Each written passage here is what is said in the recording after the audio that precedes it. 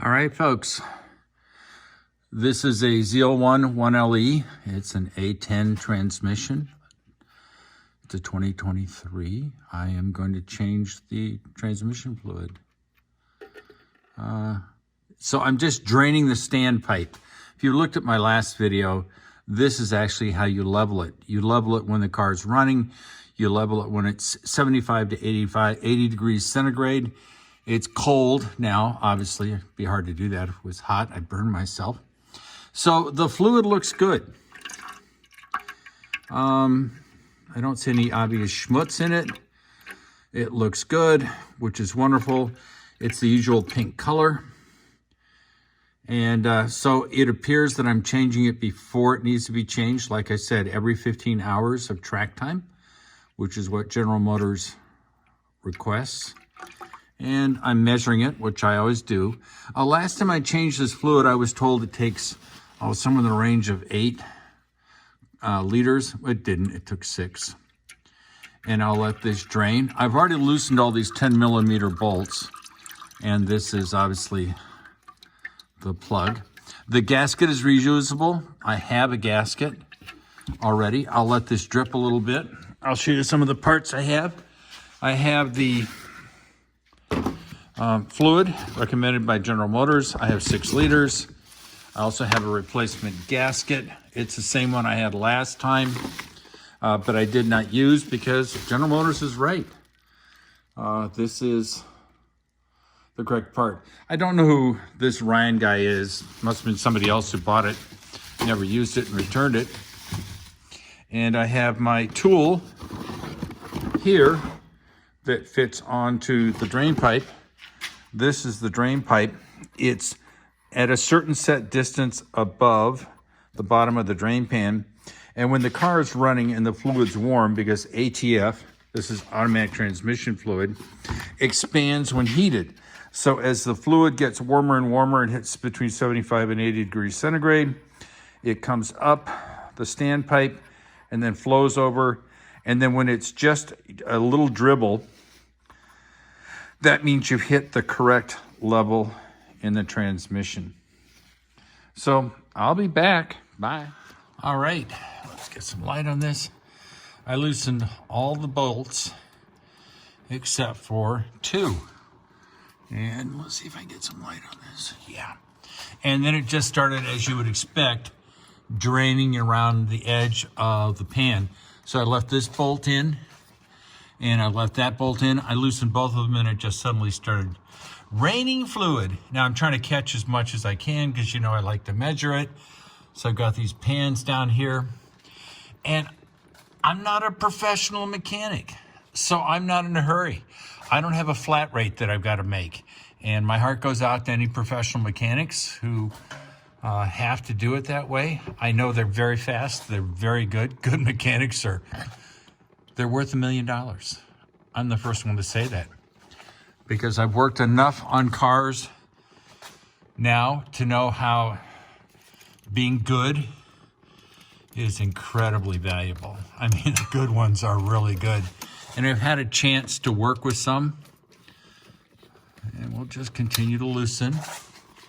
And just continue to loosen.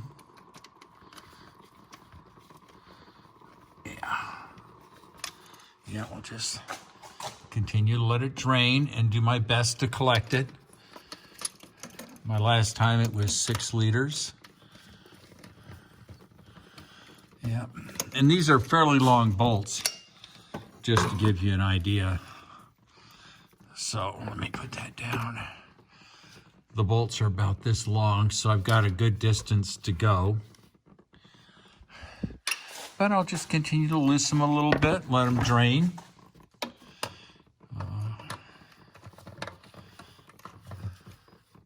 Oops, got it upside down. Ah, that is so funny. I'll continue to loosen. Continue to loosen. This is 10 millimeters. I think it's 80 inch-pounds, if memory serves me right, for tightening these pan bolts. And it's 80 inch-pounds for the standpipe bolt as well. And I'll just let it drip for a little bit. I'll be back. All right, the pan is off. And what you always do, and I don't even know why I'm doing it, you should take a look and make sure nothing's burned. The wiring isn't melted, plastic isn't burned, the filter isn't loose. I can see the filter here, looks great. So just look around, make sure the edges are clean. I'll wipe them clean with some paper towels and clean it up. Now I'm gonna let this drip for an hour. Like I said, I'm not a flat rate mechanic. Does it help? Does it make a difference if it drips? Hey, I don't know, but I'm not in a hurry. So I'm not gonna be in a hurry, but it all looks good to me. Transmission runs great. Now, I've been told that the Camaro transmission is different than the truck transmissions. None of the parts fit, match, correspond. So it's a different transmission. Now we're going to look over here at the pan. I emptied it, and let's see if we can get a little. Now, these are the magnets. Very little clutch material on it. Less clutch material than I had the first time I drained it. So you can tell the oil, the transmission fluid looks really great. Here's a cool little picture of the standpipe. Now, like I said, if the fluid gets up to this level, it flows over. And this is the level of the fluid is supposed to be in the transmission pan when it's totally hot. Oh yeah, that looks great. That looks awesome.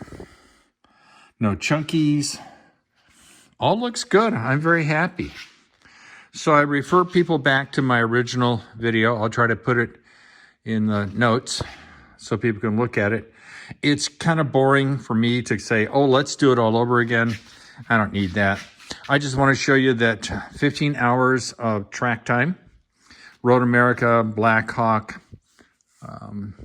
Milwaukee Mile, Autobahn, and driving it vigorously has resulted in this much wear, if you want to call this wear at all. Oh, isn't that cute? Fluid looks good, doesn't look burned. Life is good. I'll be back.